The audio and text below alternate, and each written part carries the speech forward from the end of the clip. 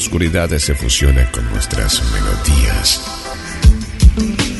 GDS Radio, la radio que nos une.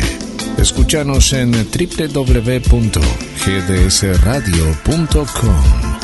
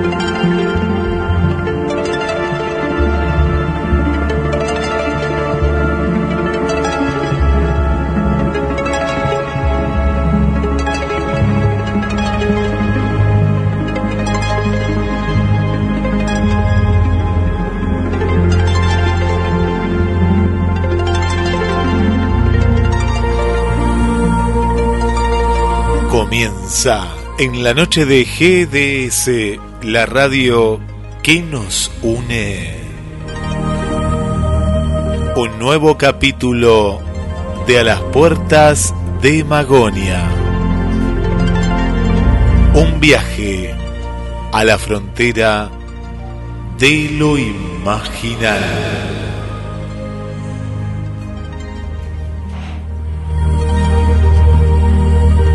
Te invitamos a transitar, a viajar a través de los umbrales del conocimiento, la historia y sus mitos. Hoy, el ascenso de Dante.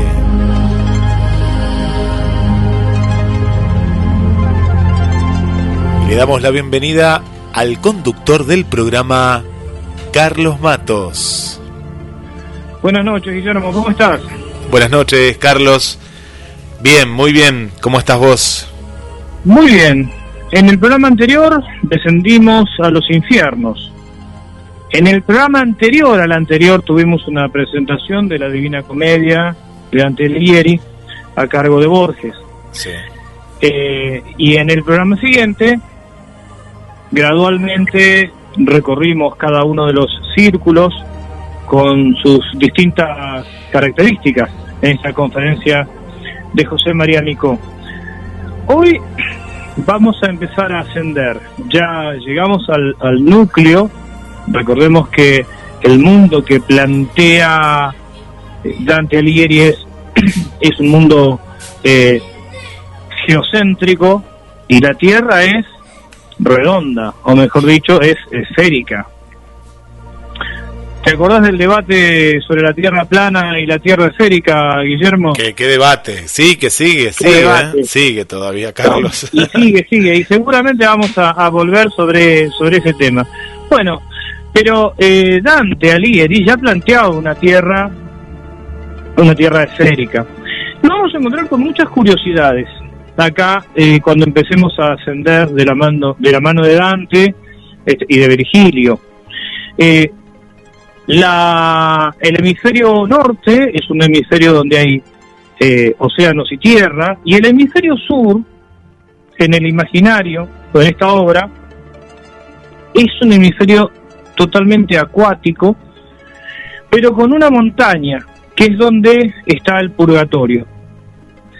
Cuando Dante y Virgilio cruzan el centro de la Tierra, por un costado, haciendo ahí unas piruetas, está Lucifer en el medio con 3 cabezas y pasan hacia el otro lado, asoman a un cielo estrellado y curiosamente dicen ver 4 estrellas.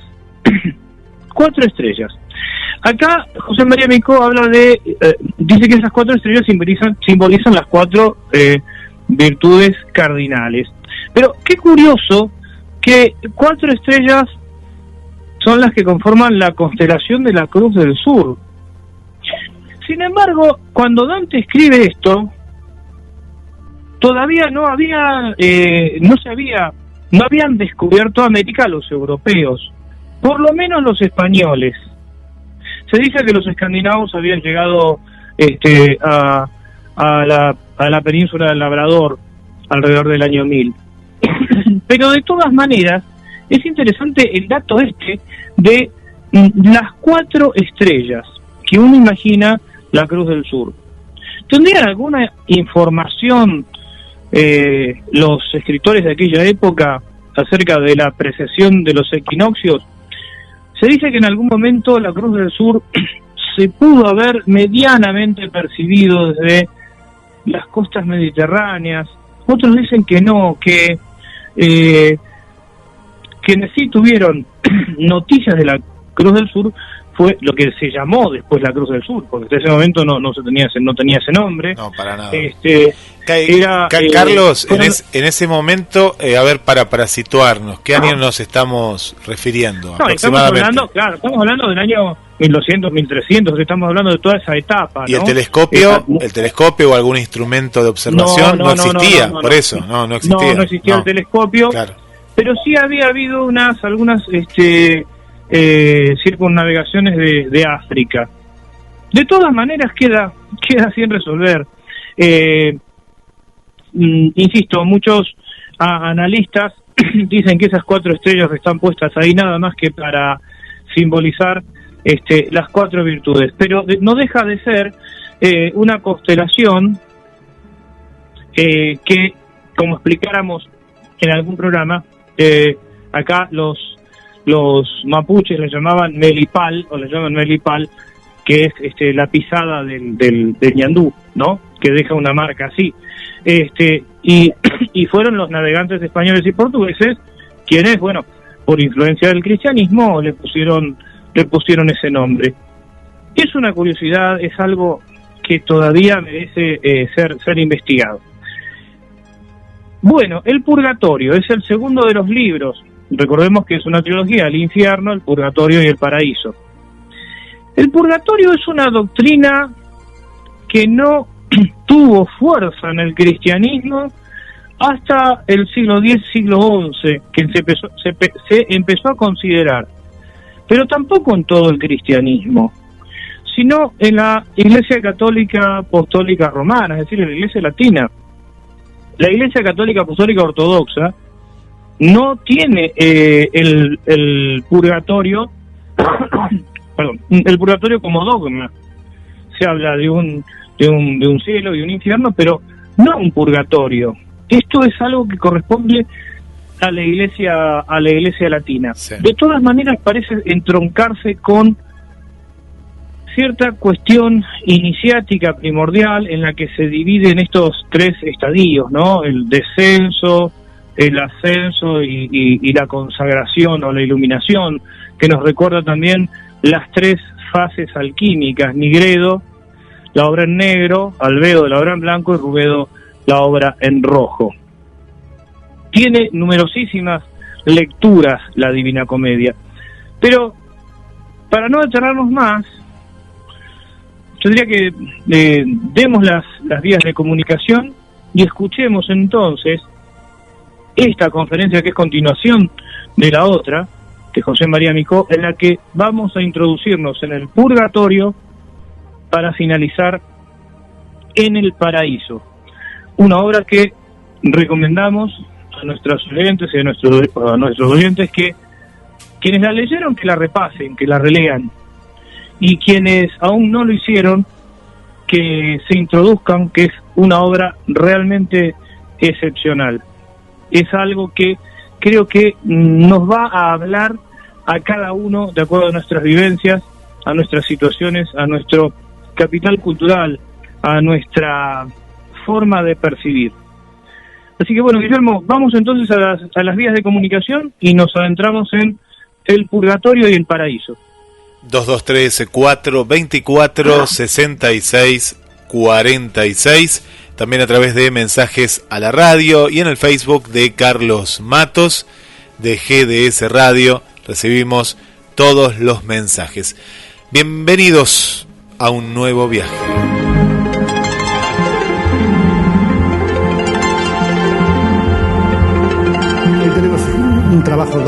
pero intentaré que sea concentrado a lo esencial, porque el purgatorio y el paraíso, que son menos famosos y quizá menos entretenidos en algún sentido desde el punto de vista narrativo y anecdótico que el infierno, tienen casi exactamente la misma extensión que el infierno.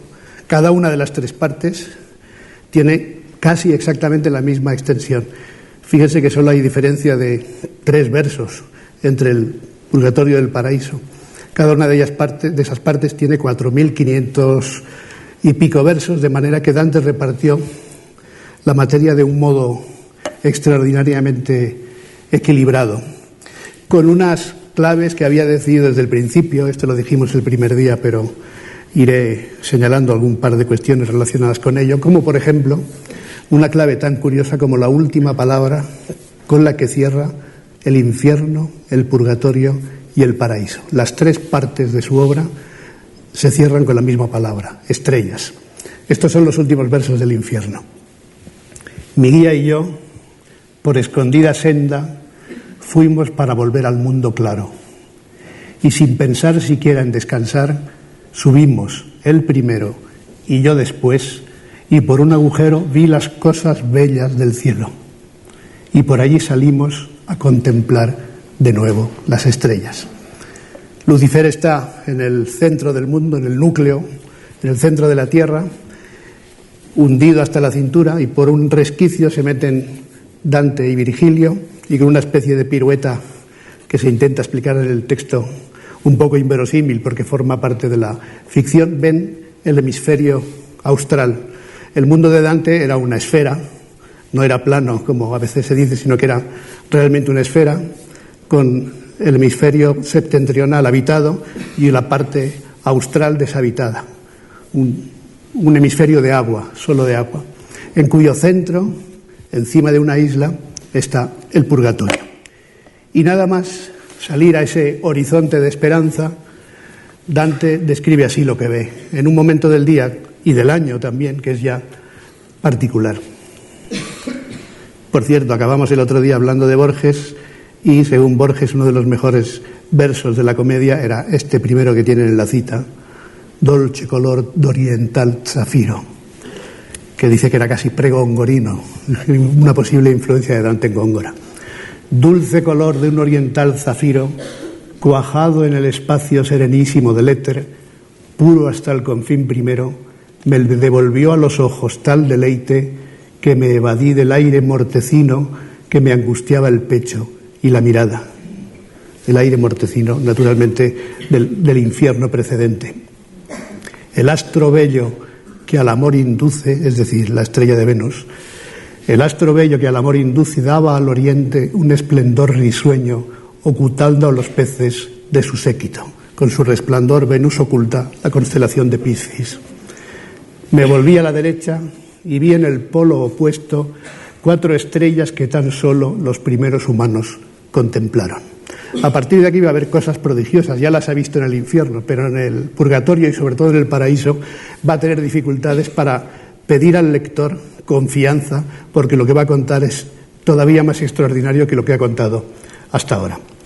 Estas 4 estrellas, y esto nos da un poco la pauta alegórica a la que aludí el otro día del purgatorio, estas 4 estrellas simbolizan en realidad las 4 virtudes cardinales: prudencia, justicia, fortaleza y templanza. 4 estrellas que solo habían conseguido ver Adán y Eva, y entran o empiezan a caminar hacia el purgatorio. Les pongo aquí también el esquema, no sé si alcanzan a verlo, pero ya nos da una idea de una de las grandes invenciones de Dante que podríamos definir como la complementariedad casi topográfica entre el infierno y el purgatorio. El infierno es una especie de sima, un embudo que entra hacia el centro de la tierra, por cuyo interior van avanzando los protagonistas. El purgatorio, en cambio, es una montaña por cuyo exterior van ascendiendo los protagonistas. Esto da una simetría, una complementariedad a las dos primeras cánticas que es desde luego destacable. Y ahí ven la organización, que es en realidad bastante más simple, y Dante la aplica de un modo más equilibrado también, desde el punto de vista del reparto de los cantos y de la materia, que la del infierno. Ya vimos la desproporción entre los pecados más leves y los pecados más graves en el caso del infierno. En el caso del purgatorio, donde también hay, por cierto, 9 espacios, 9 eran los círculos del infierno, 9 serán los cielos del paraíso, aquí también hay en realidad 9 espacios, que son, el primero es el antepurgatorio, toda esta zona, y luego los 7 pisos, las 7 cornisas del purgatorio propiamente dicho, y finalmente el paraíso terrestre. No todavía el paraíso que veremos después, sino el paraíso terrestre. Por tanto, 9 espacios, antepurgatorio, 7 cornisas y paraíso terrestre. Las 7 cornisas evidentemente se corresponden con los 7 pecados capitales que ahí ven: soberbia, envidia, ira, pereza, avaricia, gula y lujuria. Y aquí la jerarquía, la ordenación es también lógicamente la contraria del infierno, porque empiezan por los pecados más graves, los que están más lejos del paraíso, y acaban con los pecados más leves. De nuevo, la lujuria es el pecado más leve aquí, y el más grave, la soberbia. Como ven, el esquema en el purgatorio sigue mucho más directamente la teología católica de los 7 pecados capitales, y da una cierta importancia a la soberbia y a la envidia, de las que uno había tratado directamente en el infierno. Y llegan a una especie de playa, y aquí, en fin, algunas de las láminas que pondré son para que ustedes se entretengan mientras yo hablo. De algunas diré más, de otras diré menos, pero todas son, salvo las excepciones que verán y que ya vieron el otro día, como los grifos Paolo y Francesca, todas vienen de los manuscritos más antiguos, de algunos de los más bonitos manuscritos iluminados que conservamos de la comedia. Aquí tenemos al ángel barquero y a un anciano barbudo que es Catón, al que Dante considera un político romano, al que Dante considera un gran sabio, y por su virtud está allí, digamos, algo así como custodio del purgatorio. Es importante lo del ángel. El otro día no insistí porque ya se sabe que el infierno está lleno de demonios, y en la parte de Malevolge particularmente los demonios tienen un gran protagonismo, incluso cómico en algunas partes, pero tengan en cuenta que el purgatorio era un elemento de la doctrina cristiana relativamente reciente. De hecho, se había configurado de manera bastante distinta a la de Dante en el Concilio de León, 1274, de Lyon, bueno, León de Francia, como decían antes en castellano, León de Francia, en el Concilio de Lyon, 1274.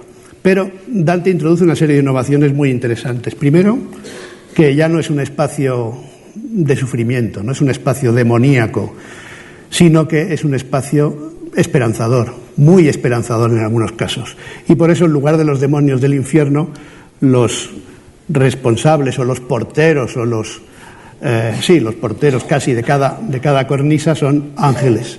Ángeles que representan una virtudes teologales y virtudes cardinales, contraria al pecado que purgan allí los pecadores que están en un proceso esperanzado de avanzar hacia la beatitud.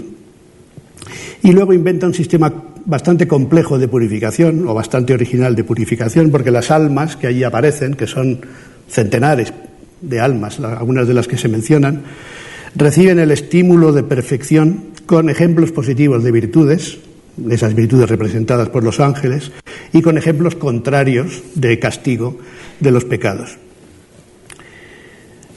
Y llegan en esa zona del antepurgatorio, como sucede en el infierno, con el anteinfierno y con el limbo, que son zonas un poco así indefinidas, y como sucede también en el paraíso, en un cielo inicial, hay espíritus de difícil clasificación, ¿no? Aquí en el antepurgatorio. Son almas que no han podido iniciar su ascenso, por así decirlo. Aquí les pongo como ejemplo, porque es interesante a efectos temáticos también del purgatorio, el caso de Manfredo, y ahí están o los excomulgados, o los muertos por muerte violenta, o aquellos que se han arrepentido demasiado tarde, es decir, en trance de muerte, y por tanto no han cumplido, no han dado muestras en vida de verdadero arrepentimiento, lo han hecho al morir, pero se les da después de la muerte la oportunidad de mejorar. Y uno de estos personajes, les mencionaré muy pocos porque ya he dicho que son centenares, es Manfredo, hijo natural del emperador Federico II de Sicilia, nieto de Constanza, y al que, por orden del obispo de Cosenza, bueno, por decisión del obispo de Cosenza, pero según parece por deseo del Papa, su cadáver, porque murió en la batalla de Benevento, de la que ya hemos hablado aquí, esas batallas tan importantes para Dante, 1266. Dante tenía un añito, pero fue una derrota de los gibelinos importante y marcó una etapa de dominio güelfo en Florencia. El Manfredo, rey de Nápoles, murió en esa batalla y por orden del Papa se desenterró su cadáver y se mandó que se perdiese. Su cadáver se perdió y por tanto está en esa situación Manfredo de Suabia, en el antepurgatorio. Pues bien, ahí están en esa zona casos como el suyo, como he dicho antes, príncipes negligentes, muertos por muerte violenta, comulgados, etc. Y ante la puerta del purgatorio les pongo esto como detalle para que vean esta base alegórica que tiene toda la comedia en realidad, pero el infierno marcada sobre todo al principio y en algunos momentos, y el purgatorio es una cántica mucho más alegórica de principio a fin que la del infierno, y conviene tener esta doble lectura de la que yo les hablaba el primer día muy en cuenta, ¿no? Por ejemplo, en un simple detalle, la puerta del purgatorio tiene 3 escalones. Para llegar a la puerta del purgatorio hay que pasar 3 escalones. A Dante le graban el ángel custodio, el ángel portero del purgatorio, le marca 7 veces la letra P, 7 P's en la frente, y esas son, naturalmente, las iniciales de los pecados capitales que él tendrá que ir quitándose, limpiándose, purgando en su ascenso, y son necesarias, dice este ángel, 2 llaves para franquear esa puerta, y una de oro y otra de plata, que son alegorías del poder de absolución y del juicio del confesor. Algunas veces la pantalla yo no la explicaré completa, pero tienen tiempo para echarle un vistazo. Esta es para que tengan en cuenta que en el purgatorio, sobre todo, también en el paraíso, pero en el purgatorio muy claramente hay muchos elementos de este tipo. Detalles nimios que significan otra cosa. Por ejemplo, el color de los escalones, uno blanco, otro casi negro y otro rojo ardiente, simbolizan 3 momentos de la penitencia. Estamos en cuestiones no solo, digamos, teológicas, sino a veces catequísticas. El examen de conciencia, el acto de contrición y el rubor, el rojo, el rubor de la confesión. Y así van avanzando por el purgatorio, y la primera cornisa, no las veremos todas porque no nos daría tiempo, la primera cornisa es la de los soberbios, el pecado más grave, ya les he dicho. Y aquí, como ven, se aplica de nuevo esta idea del contrapaso, aquí se ve gráficamente, ¿no? Los soberbios penan por el purgatorio abrumados con grandes rocas, ¿no?, que los obligan a bajar la cabeza, y tienen muchas dificultades para levantarla, no pueden casi moverla ni para hablar con Dante. Y este es un episodio que, en fin, no es de los más conocidos, pero he querido destacarlo porque veremos aquí la figura de Dante también de algún modo para enlazar con el primer día, ¿no? Y entre estos soberbios hay curiosamente un iluminador, ya que hablamos de manuscritos, un señor que se dedicaba a pintar, a iluminar los manuscritos, un arte que, como dice Dante, no tenía un nombre muy preciso entonces, dice el arte que llaman en París iluminar. Y ese gran iluminador de su época, que por lo visto era famoso por su soberbia y consideraba que no había nadie mejor que él, se llamaba Oderisi da Gubbio. Y Dante, que como ya dije el primer día con un exceso de confianza quizá, pero lo repetiré, era muy cuco, ¿no?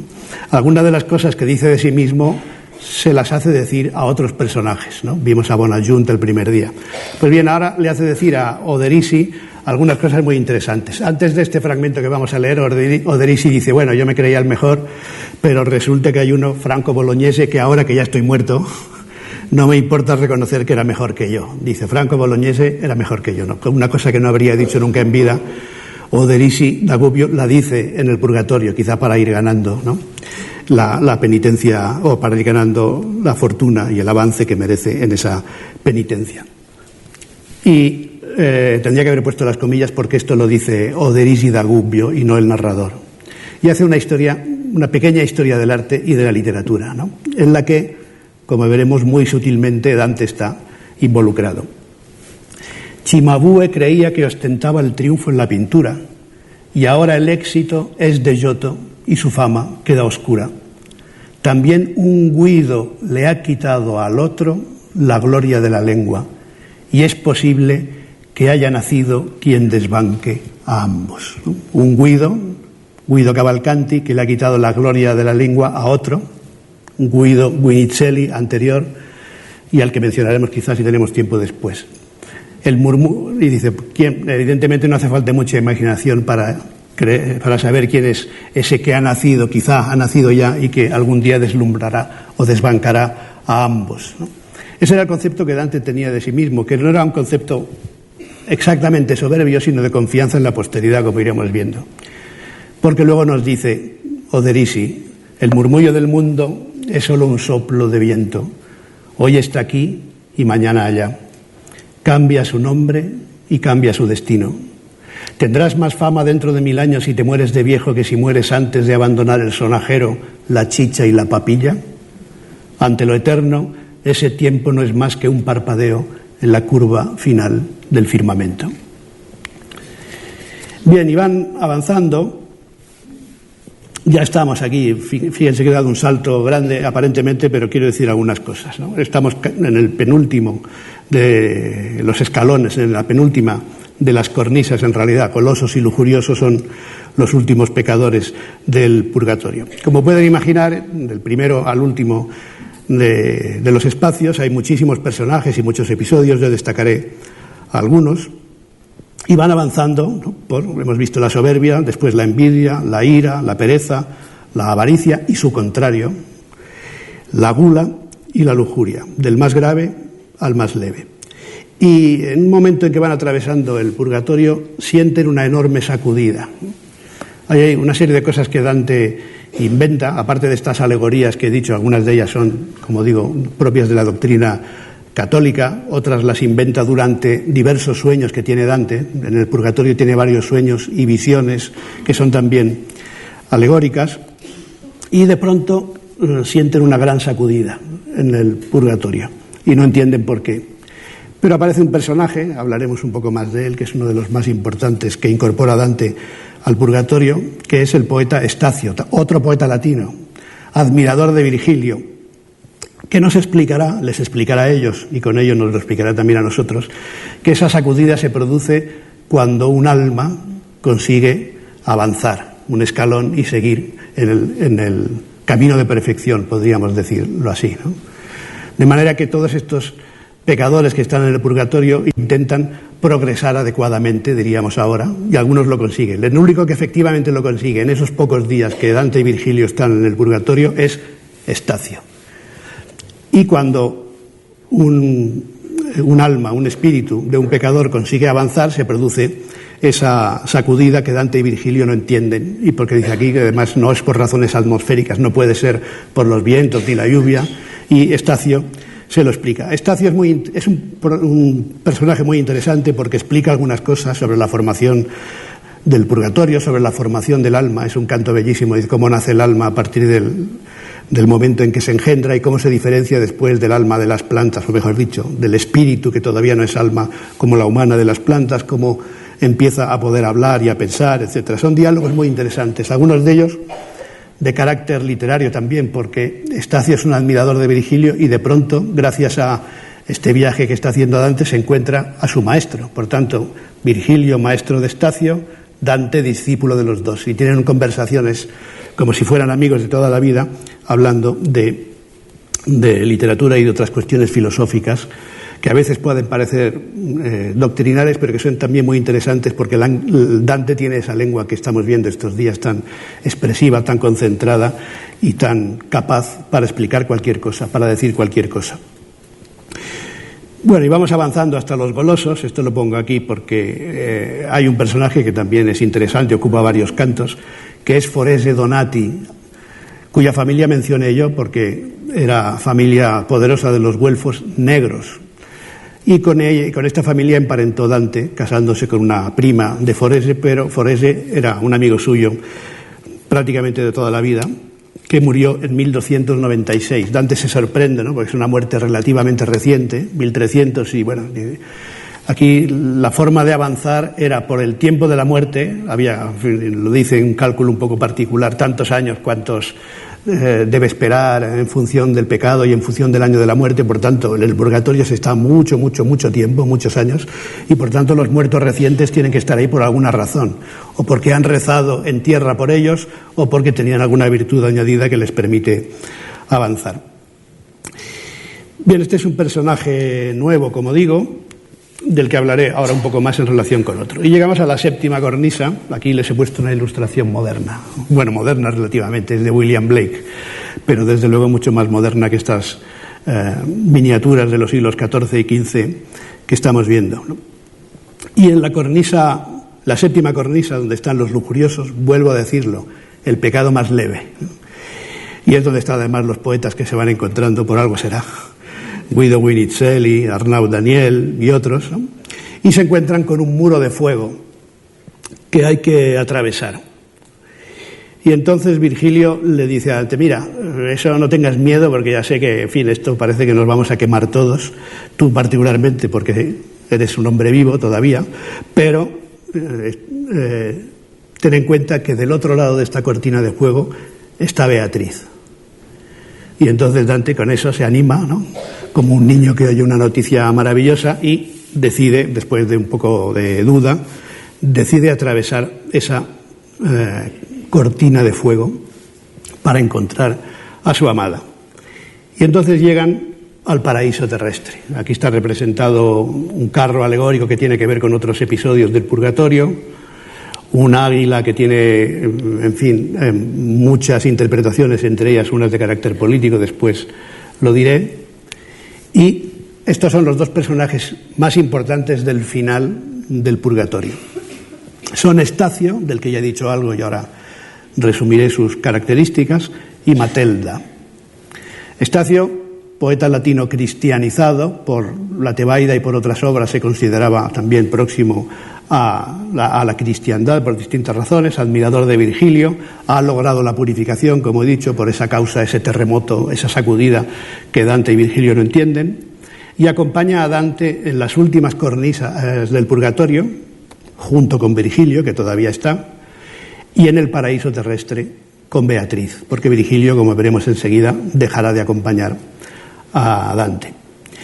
Y el otro personaje es muy interesante, es una figura femenina, naturalmente figura virtuosa porque está en el paraíso terrestre, con un nombre muy particular, Matelda, que puede ser Matilde, Matilda, ¿no?, que se ha intentado identificar con varias santas, hay algunas con ese nombre, Matilda, en los siglos X y XI, santas arcaicas, digamos, de la religión, pero que parece, por su nombre, ser más bien una especie de invención de Dante, no tener ningún referente real en este caso, sino ser un personaje alegórico, también, una vez más, cuyo nombre al revés, si lo leen de final a principio, dice Adletam, Matelda Adletam, sería, es decir, hacia la beata, hacia la santa, o incluso hacia la beatitud, y por tanto, en cierto sentido, podría interpretarse como hacia Beatriz.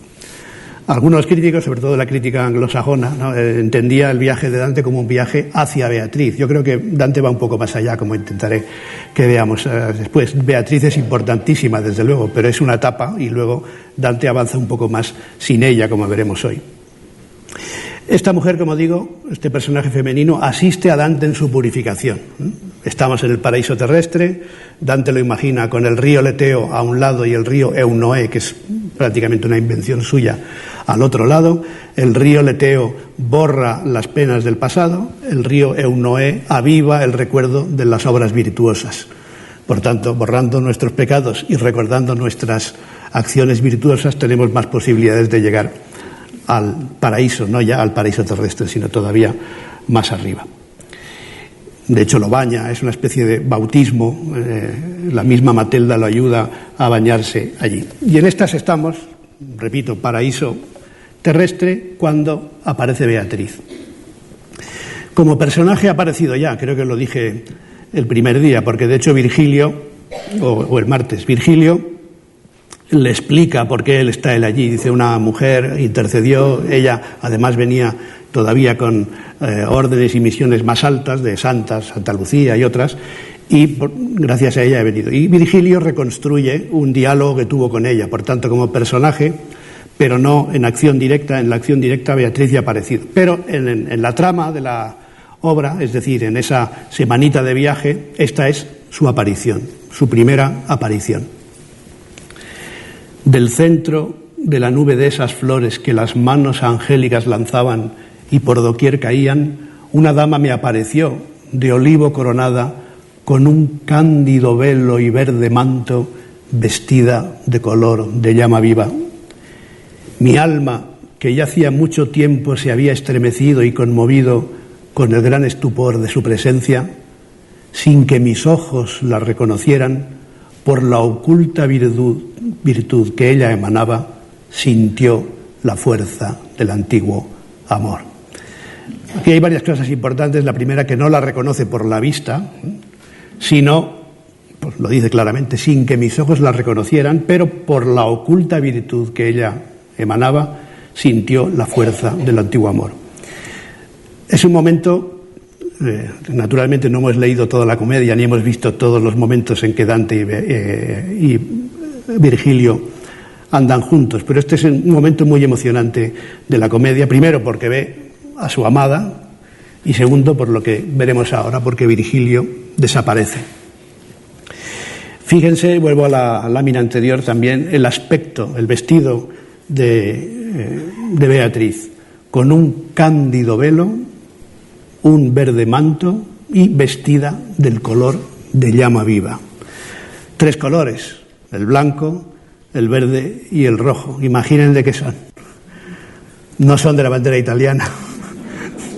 Bueno, sí lo son, pero no están aquí por eso, ni de la pizza margherita, sino que evidentemente son las 3 virtudes teologales: la fe, la esperanza y la caridad, ¿no?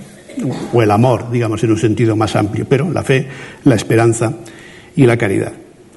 Naturalmente, Dante se queda aturdido, se aturde muchas veces en la comedia, como ya hemos visto, pero los aturdimientos que padecerá en el purgatorio y sobre todo en el paraíso, solo veremos alguno, son extraordinarios. Y de pronto sucede esto. En cuanto así me golpeó la vista la gran potencia que me había herido antes de que mi infancia se acabase, me volví hacia la izquierda como el niño corre con confianza hacia su madre cuando se siente triste o tiene miedo, por decirle a Virgilio: ni un adarme de sangre me ha quedado que no tiemble. Conozco el signo de la antigua llama. Pero Virgilio nos había privado de sí. Virgilio, dulcísimo Padre, Virgilio, a quien me di para salvarme. Este es un momento extraordinario de emoción, no diré real de Dante, pero podría decirlo, pero evidentemente del personaje, que es el mismo. En la obra acabará llorando desconsoladamente, ya veremos quién lo consolará. Incluso dice: Virgilio nos ha abandonado, pensando a todos, no solo a mí, sino nos ha abandonado a todos. Pero además es de una emoción literaria en boca del narrador, porque lo dice como Virgilio lo habría dicho. Es decir, cuando se da cuenta de que su maestro no está, antes ya esta idea de sintió la fuerza del antiguo amor, aquí al final, ¿no? Pero sobre todo el modo en que lo dice es un modo virgiliano, es un homenaje a su maestro, un homenaje doble, porque hay una traducción de un verso de la Eneida del libro 4, conozco el signo de la antigua llama, y luego hay una anáfora con el nombre de Virgilio, que esto lo hacían los poetas antiguos, en diferente lugar, no exactamente en el mismo lugar, en esa estrofa, ¿no? Que daba una idea de patetismo, el nombre de la persona que desaparece. Y Virgilio desaparece muy discretamente, no dice ni adiós, se despide a la francesa más que a la latina, ¿no? Pero resulta que, como ha llegado Beatriz, él ya no pinta nada allí. Beatriz es la que le ha dicho que lo acompañe y discretamente se va. Y Dante quiere compartir su alegría con él. Al ver a Beatriz, se gira y se da cuenta de que Virgilio ha desaparecido. Es un momento de una gran emoción. Y enseguida llora. Y también enseguida vienen las primeras palabras de Beatriz, que aquí, como solo es un tercete, lo tienen ustedes ahí enorme, pero en fin, tampoco está mal que así sea, porque Son unas palabras extraordinariamente solemnes. Es la primera y la única vez que aparece el nombre del autor y del protagonista en la obra. Y tiene su mérito, porque fíjate si ha sido aludido a veces por otros personajes. Pero la palabra Dante aparece solo una vez, en este terceto, y nada más y nada menos que en boca de Beatriz. Dante, no llores, no, porque Virgilio se haya ido. No llores todavía, pues llorarás a causa de otra espada. Naturalmente se refiere a las otras cosas que tendrá que llorar en el futuro. Por ejemplo, el exilio. Y llegamos, después de este paso emocionado, a la purificación. Los últimos cantos son los cantos de la purificación. Dante, efectivamente, progresa adecuadamente y llega purificado al paraíso terrestre. En cada uno de los cantos, de una manera, a veces se dice explícitamente, otras veces no, simplemente desaparece. Hay un ángel que con su ala le quita una de las pes, de manera que Dante empieza con 7 pes grabadas en la frente y se van borrando esas pes hasta que ya no tiene ninguna, y llegamos al canto de la purificación, como digo, ¿no? Y estos son los últimos versos del paraíso, ya que hemos visto, del purgatorio, ya que hemos visto los del infierno, que son unos versos muy interesantes porque en parte aluden también a esa limitación de espacio que no es solo tópica. Es un tópico literario muy conocido, ¿no? Se me acaba el espacio, se me acaban. Pero en el caso de Dante es una limitación también real, que él ha decidido que cada cántica tenga una extensión muy parecida. Por tanto, tiene que acabar. Estamos en el final del purgatorio. Ha contado todo lo que quería contar. Lo ha contado de una manera, como ya he dicho, más simétrica, más estructurada que en el infierno. Y llegamos al último canto. Si yo, lector, tuviese más espacio para escribir, ahora cantaría de aquel dulce beber que nunca sacia, pero se han acabado ya las hojas a esta segunda cántica asignadas, porque el freno del arte me retiene. De aquellas santas aguas regresé, reverdecido como los renuevos y llenos de nueva fronda, limpio, puro y dispuesto a subir a las estrellas. De nuevo la última palabra es la misma del infierno, estrellas, y él ya está preparado. Fíjense además esta lengua maravillosa de Dante, regresé, reverdecido, renuevos, que su traductor, es decir, yo, ha intentado conservar de la mejor manera, porque esta idea de la renovación y con esa aliteración que está también naturalmente en el italiano original de Dante. Y con esto llegamos al paraíso, que era el objeto de nuestras reuniones en el fondo, llegar al paraíso. Fíjense, ya dije que el viaje dura una semana aproximada. Están 2 o 3 días en el infierno, están 3 o 4 días en el purgatorio. El tiempo simbólico del infierno es la noche, la oscuridad. El tiempo del día simbólico del purgatorio, ya lo hemos visto, es el alba, el amanecer de la esperanza, obviamente. Y el tiempo simbólico del paraíso es, iba a decir ninguno, pero sí uno, es el mediodía. Pero en realidad es un instante eterno. En el paraíso no pasa el tiempo. Son 4.500 versos también, o 4.600 casi, pero es como si el tiempo no pasase, porque el paraíso es un tiempo sin tiempo y un espacio sin espacio. Llegamos a otro libro. La comedia es la maravilla de un libro en 3 o 3 libros en uno, mejor dicho, cada uno con su peculiaridad, con muchas cosas en común, pero también con muchas cosas diferentes. Y en el paraíso Dante consigue, en cierto modo, usa una expresión suya, que es una expresión corriente, la cuadratura del círculo, luego veremos por qué. Porque el paraíso es un poema místico, evidentemente, un poema que narra la visión de la divinidad, pero es también un poema político, un poema muy político, más incluso que el infierno o que el purgatorio, de manera que consigue un texto extraordinario desde el punto de vista de la historia de la literatura, un poema místico de casi 5.000 versos, que además es un poema político. Y aquí ya la figura del propio Dante y su misión como narrador y como poeta adquieren una altura difícil de definir, porque se trata de describir cosas que nadie ha visto en principio. Porque al principio en el infierno nos dice: yo no soy Eneas, yo no soy Pablo, no voy a ser capaz Virgilio le dice, bueno, no seas miedoso, yo te voy a ayudar hasta donde pueda y seguirás y tal, pero en realidad él se considera, evidentemente, como personaje, al personaje protagonista, se considera digno de cumplir esa misión, pero luego hay que narrarla. Esto es la narración de una experiencia inventada por Dante, pero presentada como si fuese real. De ahí las referencias tan frecuentes a elementos históricos, a elementos cotidianos o a elementos incluso locales. Y esta voluntad de dar testimonio se ve desde el principio del Paraíso, ¿no? Ahora tengo que contar unas cosas que no sé cómo se pueden contar, porque son, por definición, inefables, inexpresables. Pero él ha estado allí y tiene que hacer de testimonio. La gloria del que todo lo gobierna penetra el universo y resplandece en unas partes más y en otras menos.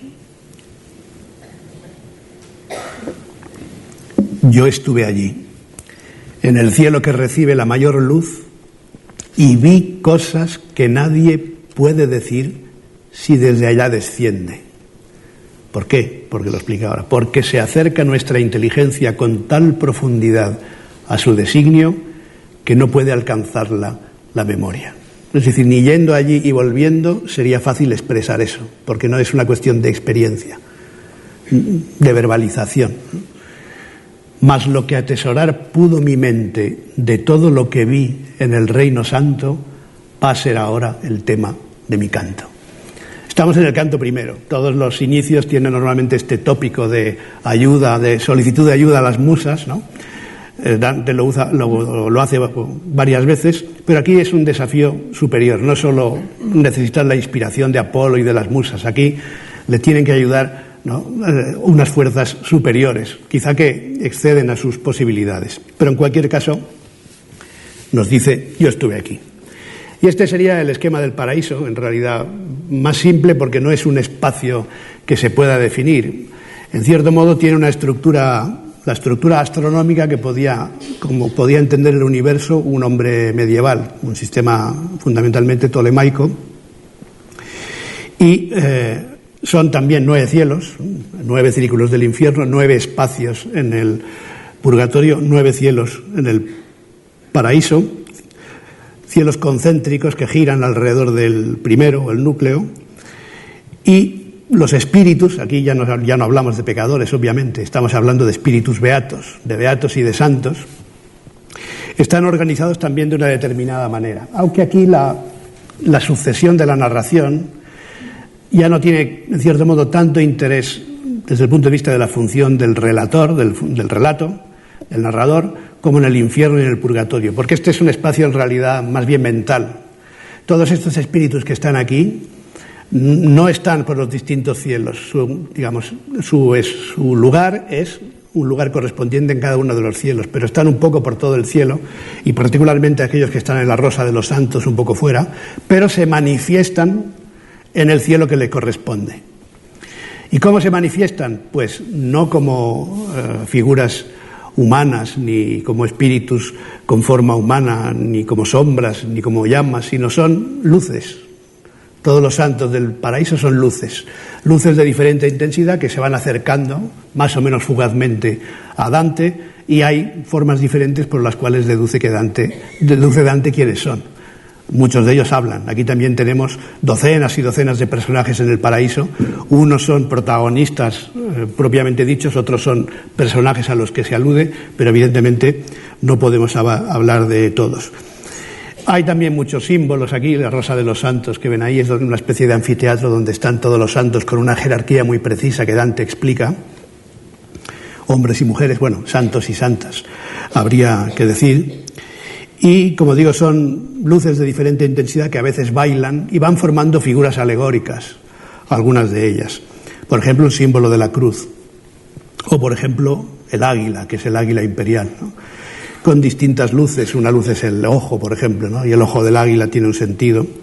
Y aquí es donde se ve bien todo eso. Pero ahí tienen ustedes los espíritus, ¿no?, espíritus que cumplieron los votos, y espíritus activos, espíritus amantes, espíritus sapientes, espíritus combatientes, justos, contemplativos, triunfantes, y al final los coros angélicos a los que dedica en boca de Beatriz En parte dedica Dante, por boca de Beatriz, una explicación teológica de las distintas jerarquías angélicas, su nombre, su distribución, su relación entre ellas. Como pueden imaginar de este gráfico, pues tenemos tiempo justo o justiniano para hablar de algunos de ellos, por ejemplo, del emperador Justiniano en el canto 6, que me interesa por fin solo lo menciono, precisamente por esa dimensión política casi paralela a la dimensión mística que atraviesa todo el paraíso. Hay que tener en cuenta que en estos años finales de redacción de la comedia, años de relativa tranquilidad, en Verona y en Rávena, o en Ravenna, como se dice en italiano, en Verona y en Rávena, Dante escribió un tratado político muy importante en latín que se titula Monarquía, donde expresa las ideas sobre la configuración del imperio. Piense también, lo vimos el primer día, que una de las ideas, un ideal más que una idea de Dante, es que un día llegue un emperador que ponga orden, acabe con la corrupción del papado, etc. De manera que ese Dante gibelino al que yo aludía en varias ocasiones está presente ahí. Y uno de los personajes clave de este tema político es el emperador Justiniano, y el propio Justiniano hace la historia, cuenta la historia de todo el Imperio Romano, pasando por Carlomagno, obviamente, hasta los tiempos del mismo Dante, de manera que Justiniano, como gran emperador de la antigüedad, adquiere la autoridad de decir, mira, por aquí han ido las cosas y ahora estamos en una situación muy mala, ¿no? El imperio no está en muy buena situación. Aquí aparece un Romeo, no sé si llegan a ver, que es Romeo de Vilanova, ministro de Ramón Berenguer, que era una persona muy virtuosa, llegó a un gran poder con Ramón Berenguer y luego decidió volver a mendigar, ¿no? Y por tanto es un ejemplo de virtud, de alguien que ha servido también desde el punto de vista político. Pues bien, en el canto 6, fíjense, otra de las simetrías, que evidentemente no lo podemos decir todo, pero entre las distintas simetrías de la comedia, ya hemos visto esa palabra estrellas al final de cada canto, el canto sexto del infierno, el sexto del purgatorio y el sexto del paraíso son cantos de tema político, claramente político. Este es otro episodio, lo pongo aquí porque puede tener su interés, en el canto 9, Cunizza al Romano, Fulco de Marsella, o Folquet de Marsella, Fulco de Marsella, y los males de Florencia. Esto lo he puesto por el grabado, que está bien, porque también en el paraíso se alude al demonio, no porque esté presente, sino que el relato que se hace de la historia reciente de Florencia, y aquí vemos al demonio soltando florines. Recuerden que hablamos del florín el otro día, que se acuñó por vez primera unos años antes del nacimiento de Dante. Pues bien, aquí el demonio está soltando florines a los eclesiásticos y a los nobles y al mismo Papa, ¿no? Y ahí está la lluvia de florines para la corrupción de la Iglesia y de la sociedad florentina. Pero hay otro personaje muy importante, así como en el purgatorio vale la pena destacar a Estacio y a Matelda. El personaje importante del paraíso es Cachagüida. Fíjense, ocupa varios cantos, 4 cantos, del 15 al 18. Y es importante porque fue tatarabuelo de Dante. Del linaje de su mujer, dice él que deriva el apellido del protagonista, Alighieri. Está entre los espíritus combatientes del cielo de Marte, combatientes por la fe, y evoca los tiempos mejores del pasado de Florencia. Y además lamenta la decadencia de su ciudad y, sobre todo, profetiza el exilio de Dante y el refugio que logrará en Verona con Cangrande de la Scala. De hecho, cumple una misión que en principio iba a cumplir Beatriz, que cumple Beatriz en parte, pero toda la cuestión de la profecía del exilio, Dante al final la responsabilidad de relatar eso se la atribuye a Cachagüida en estos cantos. Evidentemente Dante lo escoge por ser un miembro de su familia, un antepasado suyo. Dante, que hasta sus amigos mejores los pone en el infierno o en relación con el infierno de alguna manera, a sus antepasados, evidentemente, y sobre todo a Cachagüida, lo pone en el paraíso, por una razón, porque procura una elevación mítica de su antepasado, un antepasado de pasado heroico que fue caballero y que murió en la cruzada. Y aquí ven, de hecho, ¿no?, varias etapas de su vida, Este es Cachagüida explicando su historia, y aquí cuando se va a las cruzadas y aquí cuando muere, a manos o a espada de un infiel, ¿no? Por tanto, su historia es una historia ejemplar y merece estar en el paraíso junto a los espíritus combatientes por la fe. Pero lo interesante es, una vez más, esta profecía del exilio. Les vuelvo a recordar, Dante escribe la Comedia entre 1306 y 1321, pero el tiempo de la acción es una semana de finales de marzo o principios de abril, como quieren otros, del año 1300, por las razones que expliqué el primer día. Y aquí tenemos a Dante expulsado de Florencia, ahí ven, expulsado de Florencia, y aquí lo tenemos melancólico, ocupado en su libro, se supone que la Comedia, pero escribió también La monarquía de esos años, en Verona, ayudado por Cangrande de la Scala, que es un personaje del que deberíamos hablar más, pero no tendríamos tiempo. Lo que nos importa, sin embargo, es esto, que enlaza con algo que he dicho. Cachagüida le dice a su tataranieto: bueno, ya verás, lo vas a pasar muy mal, te van a echar de tu ciudad y bueno, van a llegar tiempos muy malos para ti. Y entonces Dante dice: bien veo, padre, que galopa el tiempo para asestarme uno de esos golpes que hieren más al más desprevenido. Conviene que me arme de cautela, y si el lugar me quitan que más quiero, no vaya a perder otros por mis versos. Por el reino sin fin de la amargura y por el monte en cuya hermosa cumbre me elevaron los ojos de mi dama, y al fin, de luz en luz, por este cielo, he oído cosas que, si las repito, amargarán a muchos paladares. Mas si me muestro como amigo tímido de la verdad, no viviré entre aquellos que a nuestro tiempo llamarán antiguo. Estas son palabras del propio Dante, hablando con su antepasado, y le dice: ya veo las desgracias que vienen, pero yo he vivido una cosa extraordinaria. Y resume, una vez más, igual que Virgilio se la resume a él en el primer canto, resume aquí toda la peripecia de la Comedia: por el reino sin fin de la amargura, es decir, el infierno, y por el monte en cuya hermosa cumbre me elevaron los ojos de mi dama, es decir, el purgatorio, y al fin, de luz en luz, por este cielo, quédense con esa frase, de luz en luz, por este cielo he oído cosas que, si las repito, amargarán a muchos paladares. Ya no se trata solamente de contar algo extraordinario, algo que nadie más ha vivido, una experiencia especial, que es la base de toda ficción o de toda literatura. Aquí no se trata solo de ficción, porque Dante nos está diciendo esto que parece inventado, que es una ficción en términos evidentemente novelescos, narrativos, pero es el resultado de un ejercicio de verdad, ese concepto de verdad que le importa tanto a Dante, ¿no? Dice que si cuento todo lo que he visto, voy a amargar a muchos paladares. Todas las cosas que contaré amargarán a muchos paladares. Pero, si quiero ganarme la posteridad, debo decir la verdad. No puedo renunciar a la verdad. Si me muestro como amigo tímido de la verdad, no seré famoso, no llegaré a la posteridad, no viviré entre aquellos que a nuestro tiempo llamarán antiguo.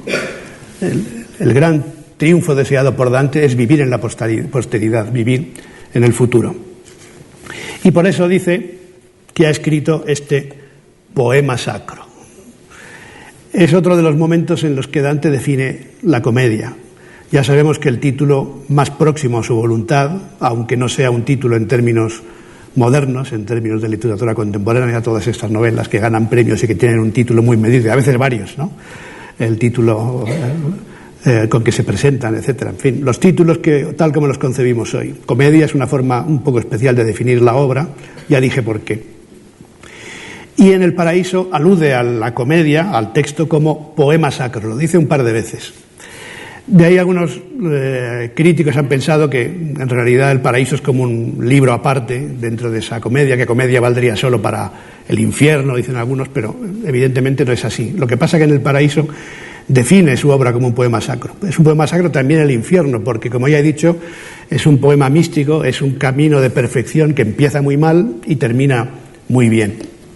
Y aquí vemos a Dante todavía no escribiendo las últimas líneas, aún le faltan unos cuantos cantos por componer, pero esta es casi la expresión de su última esperanza, que luego las circunstancias acabaron por frustrar, ¿no? pero él está convencido de que su obra le va a no solo a dar la posteridad, sino algo mucho más inmediato. Va a poder volver a su ciudad, a Florencia, por la puerta grande. Eso se piensa, ¿no? Y lo expresa aquí, diciendo además el esfuerzo que ha puesto en este poema, y él es consciente de que está escribiendo una gran obra y que eso le bastará para volver a su ciudad, de la que habla en estos términos, en estos tercetos además tan bellos. Si alguna vez este poema sacro en que han puesto sus manos cielo y tierra y que me ha consumido largos años, vence a la crueldad que me ha excluido del redil donde fui feliz cordero, odiado por los lobos que hoy lo hostigan. Fíjense cómo se refiere a su ciudad, el redil donde fui feliz cordero, odiado por los lobos que hoy lo hostigan. Si sucede eso, si mi poema sacro logra eso, regresaré como un poeta nuevo, con más experta voz, y habré de ser, donde me bautizaron, coronado. Porque fue allí donde tomé la fe que acerca a Dios las almas, y por ella Pedro ha ceñido con su luz mi frente. Bueno, allí me bautizaron, y además dice por ella, por Florencia, por mi fe, Pedro ha ceñido con su luz mi frente. Esto alude a una cuestión, en fin.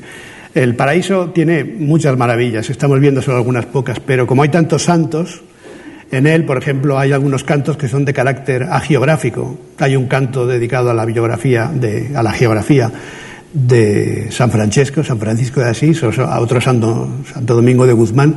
Son dos cantos en sí mismos aislados del resto, que son extraordinarios desde un punto de vista de la construcción. De la vida de San Francisco es especialmente hermoso. Y luego varios santos, entre ellos San Pedro, examinan a Dante. Dante ha conseguido atravesar todo el infierno, superar todas las cornisas del purgatorio, está en condiciones, pero le falta una última cosa: ser examinado de fe, a ver si es verdad todo lo que cuenta. Y entonces uno de los que lo examina, como si fuera un estudiante ante un catedrático en un examen oral, ¿no? Es San Pedro, ¿no? Dice, por tanto, tengo todos los méritos, ¿qué más me puede faltar para volver coronado por la puerta grande a mi ciudad? Cosa que, como ya sabemos, no sucedió nunca, porque su exilio duró todavía unos años más y murió sin poder volver.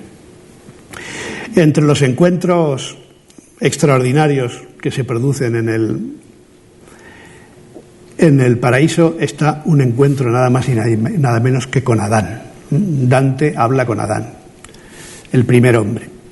Aquí me permito un paréntesis un poco filológico. En mi traducción quise poner dos prólogos, uno más general, más de presentación de los problemas generales de la comedia de Dante, y otro más específico sobre la filología y la traducción. Para que se hagan una idea, en un minuto lo cuento porque es muy interesante. Dante apenas se enteró porque murió poco después de escribir el último verso, como veremos, pero la comedia fue una obra celebradísima inmediatamente después de su muerte. Circuló ya en vida por partes y después de su muerte fue una obra celebradísima. Para que se hagan una idea, se conservan casi 800 manuscritos, que son todos ellos de los siglos XIV y XV. No todos completos, hay algunos que son parciales, con una de las tres cánticas, generalmente el infierno, pero hablamos de 800 manuscritos conservados. Ahí hay muchos problemas filológicos, algunos por resolver todavía. Ahora, con el centenario a las puertas, seguro que saldrá alguna edición crítica, o más de una, en Italia. En el 2021 se están preparando 2 o 3, por lo menos, de estas ediciones en las que se hacen constar las variantes. Pues bien, a veces las variantes se distribuyen en una cosa dice 300 manuscritos, otra cosa dicen otros 300 manuscritos, ¿no? Por ejemplo, en el momento de la traducción tuve un problema. Dice Dante voglie o doglie. Unos manuscritos dicen voglie, es decir, deseos, anhelos, y otros dicen doglie, es decir, dolores, ¿no? ¿Cómo se consigue resolver eso? Pues filológicamente. Yo hice lo que pude en la traducción. Pero hay otra variante para que vean que es muy interesante. Hay otra variante que unos manuscritos dicen da, te, la preposición y el pronombre, y otros manuscritos dicen Dante. Sería una segunda vez en que aparece el nombre de Dante, y son varios centenares de manuscritos. Boccaccio, por ejemplo, creía que esa era la lectura auténtica. En nuestro conocimiento actual parece que la lectura auténtica es Dante, y por tanto no hay una segunda aparición del nombre de Dante. Pero fíjense en qué momento, en su conversación con Adán. Por tanto, si fuera una segunda vez, una vez lo pronuncia Beatriz, otra vez lo pronuncia el primero de los padres, el primero de los hombres, Adán, ¿no? Parece que esa variante hay que descartarla, pero hasta problemas de ese tipo puede tener un texto, sobre todo un texto antiguo. Y así van avanzando hasta llegar al Empíreo. Volvemos a una ilustración, en este caso de William Blake. Y aquí conviene decir que hay un tercer guía. Dante tiene un tercer guía. Por eso decía que no solo es un viaje hacia Beatriz. Hay un momento en que Beatriz ya no puede avanzar en su ayuda a Dante, y el último guía, fíjense que también son tres guías, es San Bernardo, que intercede ante la Virgen para que Dante pueda llegar a ese último momento, a la visión final. Estamos pues en el Empíreo, y aquí ven una especie de río de luz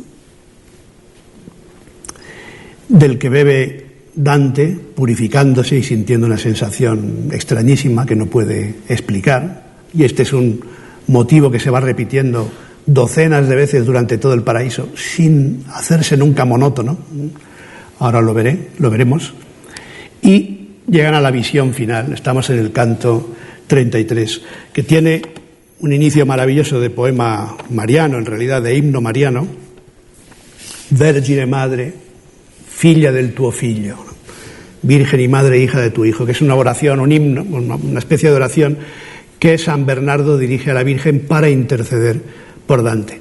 Este final mariano, por decirlo así, es muy interesante porque es una estructura que luego, desde otro punto de vista, siguieron otros autores. Por ejemplo, el Canzoniere de Petrarca, el cancionero de Petrarca, del que nosotros recordamos sobre todo su poesía amorosa, en realidad sigue una trayectoria parecida a la Vita Nuova del propio Dante y a este final religioso mariano, en la que el último poema del cancionero es un poema a la Virgen también. Por tanto, Dante influyó en muchos de los poetas posteriores, incluso en aquellos en que sería aparentemente menos esperable.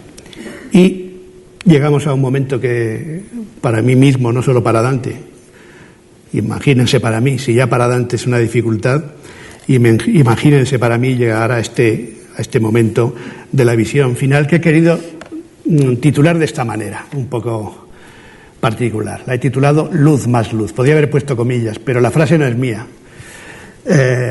A veces pienso que la mejor forma de definir el paraíso, ya dije que la mejor forma de definir toda la comedia era el bolero, Historia de un amor, ¿no? Pero la mejor forma de definir el paraíso es la frase que, según parece, dijo Goethe en su lecho de muerte. Y está bien emparentar a un gran escritor de la Edad Media con un gran escritor clásico y romántico como Goethe, ¿no? Que pidió luz, más luz. Pues bien, ese en el fondo es el hilo que va tejiendo y cada vez superando Dante. Expresar esa idea de la luz que ya está al principio y expresarla, una luz cada vez más intensa, cada vez más deslumbrante, cada vez más iluminadora, en un sentido incluso místico. Y aquí tenemos un pasaje en que podemos ver eso, ¿no? ¿Y qué es exactamente lo que ve Dante al final? Pues no lo podemos definir mejor que como lo define él, ¿no? Evidentemente se trata de una experiencia mística, podemos pensar la unión con Dios, también es la comprensión del mundo, en el sentido de que, como diría Jorge Guillén, el mundo está bien hecho. Pues para Dante el mundo está evidentemente bien hecho porque hay una fuerza mayor, la providencia divina, que lo rige, y hasta el infierno tiene su explicación dentro de ese designio divino. Y el viaje es un viaje de conocimiento hasta llegar a este momento de inspiración, podríamos decir, también, en el que, sin poder expresarlo con palabras, uno lo entiende todo. En un instante que no es instante porque no pasa el tiempo, y en un lugar que no es un lugar porque no se puede uno ubicar en él y no sabe exactamente dónde está. Que Dante esto lo dice varias veces, va atravesando cielos, pero no sabe exactamente dónde está. Creo que por la fuerza de aquel rayo que soporté, me habría desmayado si hubiera separado de él mis ojos. Y por esa razón fui tan osado al sostenerlo, y tanto lo sostuve que uní mi vista con el infinito. Oh inmensa gracia que me permitió clavar mis ojos en la luz eterna hasta agotar la fuerza de mi vista. En su profundidad vi que se encierra, cosido con amor en un volumen, todo lo que despliega el universo. Legato con amor in un volume, ciò che per l'universo si squaderna, se desencuaderna, se despliega, traduje yo aquí.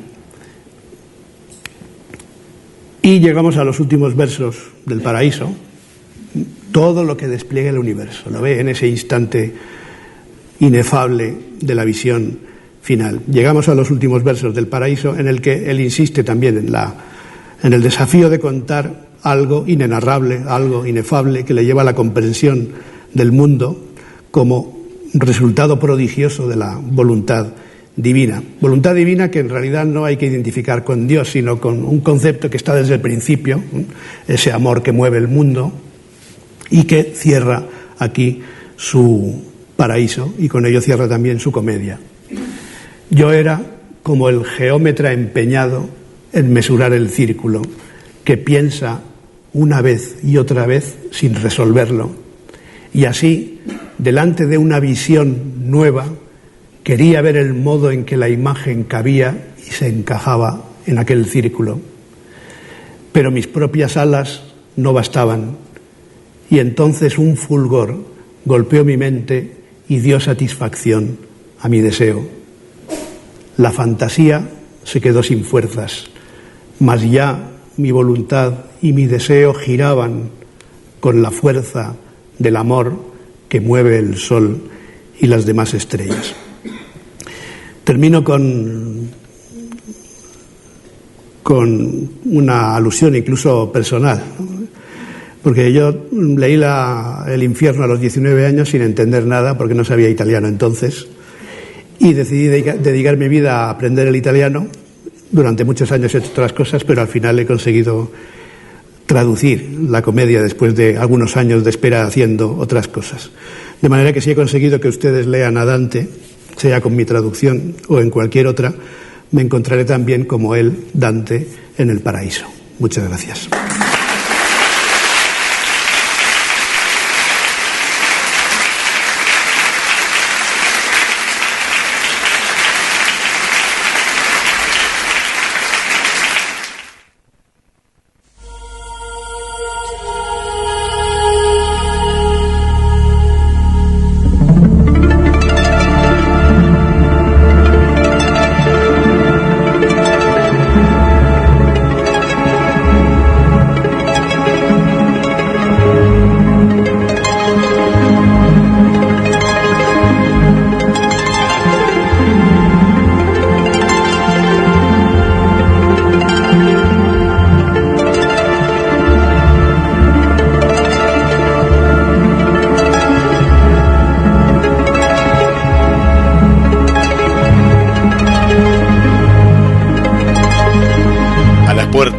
De Magonia.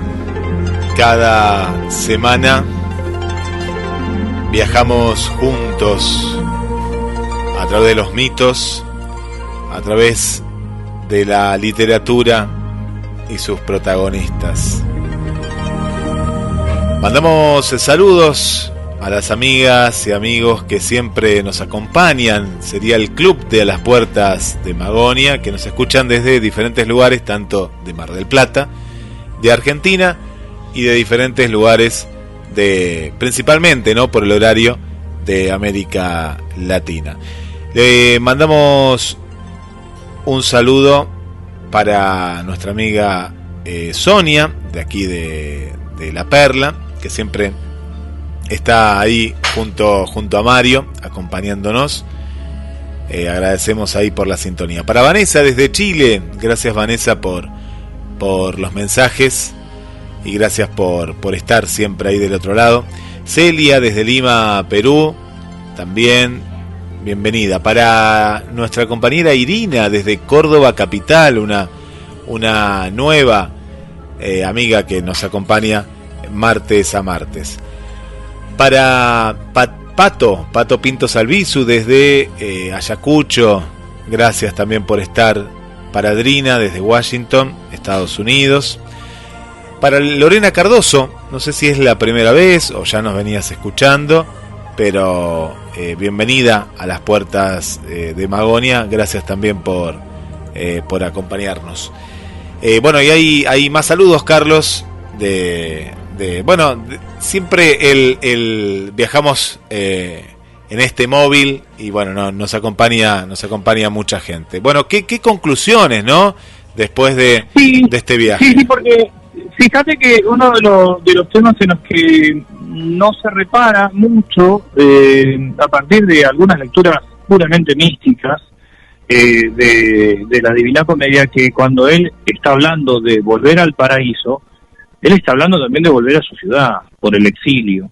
Ya hemos comentado algo de la situación política y dónde estaba enrolado Dante. Pero bueno, la semana que viene vamos a redondear todo esto, vamos a hacer una recapitulación y concluir con algunas lagunas que hayan quedado.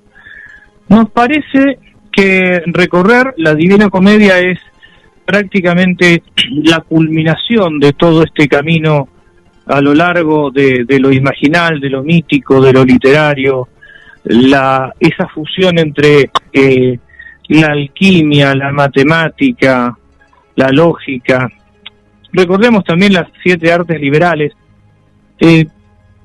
¿Por qué motivo en Occidente se habrán dividido, se habrá partido esta sabiduría primordial en tantos fragmentos? Y la Divina Comedia viene a ser una reunión de todos esos pedazos dispersos y que, como decíamos al principio, viene muy bien releer. Estamos ya llegando al final del capítulo de hoy. Casi a un año. El martes que viene cumplimos un año. En realidad, mira, sería el 1 de diciembre. Va a ser el 31 de agosto, porque cae 31 este mes. Así que, claro. El 1 de septiembre. Dije diciembre. Es el cansancio de esta hora. Sí, arrancamos un 1 de septiembre. Sí. O sea que el 1 de septiembre cumpliríamos un año, no de diciembre. ¿Sabés, Carlos, que el otro día nuestro compañero Gabriel Magnante, como estaba de viaje, busqué un programa de hace un tiempo y bueno, buscando un programa que él quería repetir, me encontré con el primer programa de las Puertas de Magonia. Justamente como bien decís, me sorprendí, claro, porque no llevo la cuenta así. Sí, fue el martes 1 de septiembre que hablamos con Luis Pacheco. Con Luis fue Pacheco, el primer programa. así es. Y bueno, y ya prácticamente cumpliríamos un año el martes que viene. ¿Qué recorrido hicimos, no? Desde aquellas aproximaciones a la cuestión ufológica en las 3 escuelas que marca Luis, la escuela ufológica o la ufología, las escuelas ufológicas y la ufología como excusa para empezar a recorrer esos círculos concéntricos hacia lo imaginal, hacia lo simbólico, y hoy, a un año prácticamente, estamos finalizando esta etapa de las Puertas de Magonia con la Divina Comedia. Bueno, y hoy en un día muy especial, ¿no? Porque hoy en los medios se recuerda a Borges, se recuerda a Olmedo, fechas en las cuales, ¿no? Justamente hoy lo decíamos hace un rato con Marcela Laura, que te manda saludos y le mandamos también a ella desde aquí, desde Magonia. Por supuesto. Que bueno, ambos desde diferentes lugares, ¿no? Han hecho algo por nuestra cultura, por la cultura argentina, ¿no? Sí, y Borges, qué mejor homenaje que justamente un día como hoy, haber tocado este tema, esta obra, sí. Porque la Divina Comedia fue la obra en la que se basó Borges para el cuento El Aleph. Claro. Sobre el cual vamos a hablar también. El Aleph, y quién es el personaje que interviene, quiénes son los personajes que intervienen en el Aleph y qué comunes denominadores encontramos en la Divina Comedia y el Aleph. Y Borges también tuvo una Beatriz, musa inspiradora. Ajá. Sí, también. Así que vamos a volver sobre el Aleph, la Beatriz de Borges, en algún momento. Y sí, como vos bien decís, hablaste de Borges, hablaste de Olmedo, y está muy bien, porque eso de dividir la cultura en, por un lado, lo popular, lo culturoso, no es correcto. Creo que a Borges también se lo ha presentado como un autor impopular, y hay bastante de injusticia en eso. A ver, no ha tenido anclaje en algunos sectores, es cierto, pero también ha habido una prensa muy mala que ha impedido ese anclaje. Entiendo que es hora de ir reivindicando algunas cosas también. Sí, y hay muchos autores, como en el caso justamente de Borges, que, bueno, tal vez que en ese momento, pero hoy en día pienso, cuando uno habla de Borges, y en las nuevas generaciones también, sí es popular. Yo te diría que hoy en día, cuando ya se han dejado de lado, ¿no?, cuestiones tal vez políticas, apagadas algunas pasiones, sí, pasiones. Sí, creo que coincido con vos. En este momento su popularidad es mayor. Su popularidad a partir de sus obras, porque Borges era popular en el sentido fuertemente comentado, inclusive comentado por cosas que jamás dijo ni escribió. Vos habrás leído, inclusive como yo en las redes sociales, esos poemas totalmente que son apócrifos, llenos de cursilería, atribuidos a Borges, cosas que Borges jamás escribió, ¿no? Pero bueno, pero en ese sentido, o sea, siempre fue una figura popular porque fue comentada, discutida. Sí. Ahora, en el sentido de un escritor popular, sí, coincido con vos, creo que hoy su popularidad es mayor. Con Borges me parece que pasa como con Piazzolla.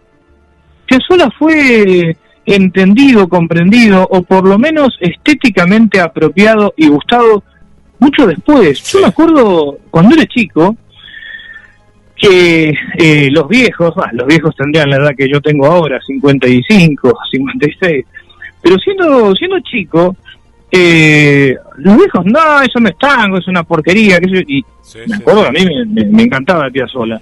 Y después uno vio a la misma generación que lo criticaba decir, sí, no, pero esto es bueno realmente, esto es bueno. Y bueno, hoy Piazzolla es indiscutido. No, es indiscutido, y lo que falta todavía aprender de Piazzolla en la Argentina, ¿no? Porque afuera lo tienen como, lo comparan, no sé, con los grandes de la música clásica, pero acá todavía tiene cierto recelo, pero afuera te digo que es el otro día, este año, ¿no? Me refiero a este año, cuando fue homenajes que se hicieron alrededor del mundo, y vos veías y era impresionante, y decíamos, falta el gran homenaje en la Argentina todavía, ¿no? Yo pienso que en un futuro todavía falta. Sí. No nos hemos dado cuenta de, como vos decís en el caso de Borges, la gran figura, ¿no? Lo que representa para la música mundial Astor Piazzolla, ¿no? Es algo que todavía nos falta como un recorrido más profundo de toda su obra, pero yo te digo que la vuelvo a escuchar una y otra vez sus temas, y bueno, y sigo descubriendo, ¿no? Una música que vamos a comparar, Carlos, en algún programa vamos a hablar, pero de estos genios, ¿no? De estos que están tocados con una varita o con algo especial. No hay otro Piazzolla en la Argentina, por lo menos. Así como en la literatura charlábamos en alguna oportunidad la genialidad de Borges de meter la noción de la cábala en una milonga, cuando hablando de Jacinto Chiclana dice lo que se cifra en el nombre, el concepto ese de lo que se cifra en el nombre, que en todo el nombre está cifrado un destino, está contenido el objeto o la persona, el sujeto en este caso. Encontrar esa genialidad es lo mismo que me produjo la misma sensación siendo niño la primera vez que escuché Fuga y Misterio. el recurso de una fuga en el tango. Era algo impensado, ¿no? Bueno, recurso que después tomaron otros como, por ejemplo, Raúl Garelo, cuando compone Margarita de Agosto, y entonces también lleva adelante una fuga parecida a la fuga de Fuga y Misterio de María de Buenos Aires, pero bueno, Garelo en este caso arranca con un bandoneón y después va pasando esa misma línea melódica a los violines, a las violas y después a los chelos y al piano, ¿no? Y otra fuga genial también del mismo Garelo, en el tango que se llama Vaciar la Copa. Ahora, ¿cómo vinimos desde Dante Alighieri a Garelo? No tengo la menor idea. Pero llegamos. hemos llegado. Pero no, vamos a hablar en algún momento, tal vez que nos apartemos un poco de Magonia, pero de estas personas notables y de grandes genios, ¿no? Es que tiene que ver con lo imaginal, sí. Porque ¿de dónde salió? ¿Dónde estaba la música de Margarita de Agosto? Porque está bien, Garelo la escribió, la compuso, y acá entramos en ese dilema. ¿La inspiración es producto nada más de una combinación mental, racional, o simplemente es el canal de otro lugar, de un inconsciente colectivo? Yo creo que seguimos estando en el mundo de lo imaginal. Carlos, y esto, no lo habíamos hablado, pero antes que se vaya agosto, me parece que este programa lo vamos a cerrar. Me parece bien que lo cerremos con Margarita de Agosto de Raúl Garelo, ¿te parece? Sí, me parece una genialidad, porque además es el mes de agosto, es un tango hermosísimo. Así que nos despedimos entonces hasta el martes próximo con Margarita de Agosto, dedicado a Dante Alighieri.